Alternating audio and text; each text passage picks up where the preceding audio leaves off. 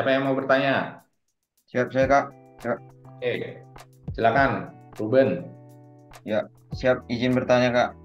Jika nanti saat tes wawancara, pewawancara menanyakan jika Anda dinyatakan tidak lolos seleksi pada tahun ini, apakah sudah ada planning selanjutnya? Siap Kak. Terima kasih. Oh, baik. Bagaimana cara menjawabnya? Siap, iya Kak. Jadi begini teman-teman ya. Dalam tes wawancara itu kejujuran adalah hal utama. Semakin kalian berbohong, maka semakin kalian akan ketahuan. Sampaikan saja sejujurnya, Ruben.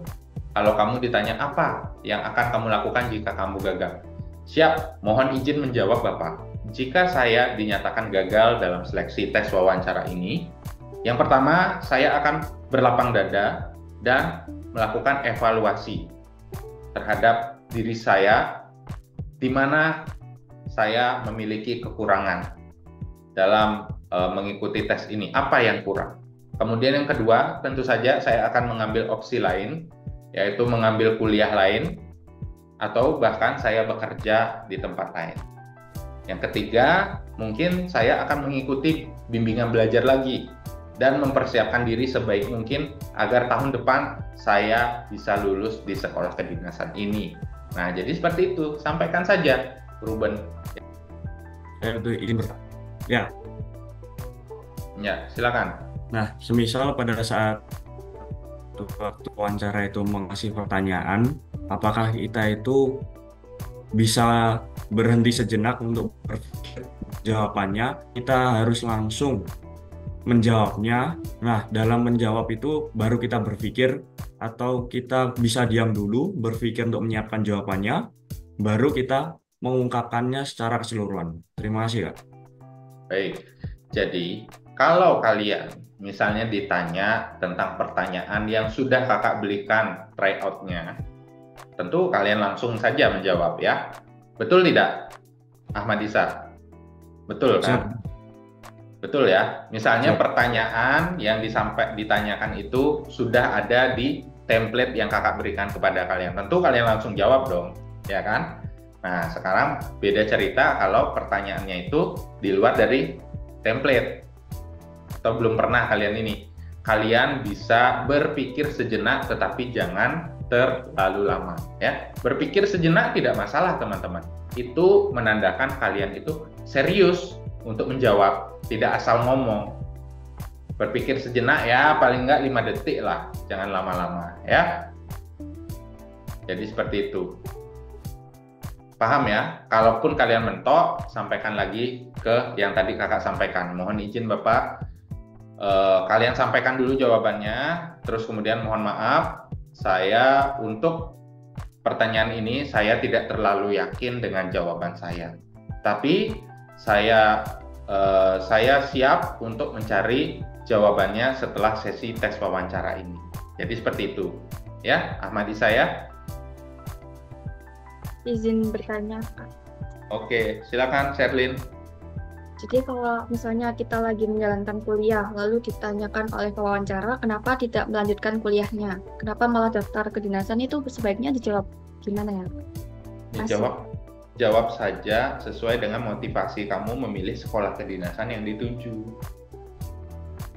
Nah, contoh, kenapa Sherlyn memilih untuk tidak melanjutkan perkuliahannya, tapi malah mendaftar di STTD? Contoh nih ya, disampaikan, siap, motivasi saya karena saya memiliki motivasi mendaftar di STTD ini, bla bla bla bla bla bla bla bla. Jadi seperti itu. Sampaikan saja keinginan kamu yang di dalam hati itu, sampaikan saja. Nggak usah kucing-kucingan gitu loh, bilang nggak kuliah padahal aslinya kuliah, itu nggak usah. Sampaikan saja. Ingat, kejujuran itu yang penting dalam tes wawancara ya. Paham ya? Oke, silakan.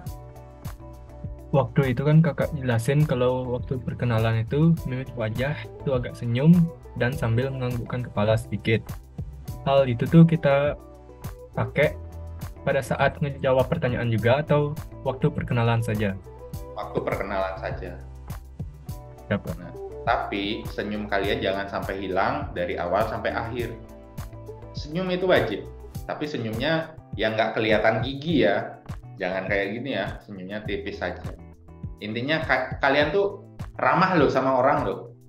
Kadang kakak melihat kemarin ada siswa kakak yang seperti ini, siap, mohon izin menjawab, mukanya ditekuk gitu.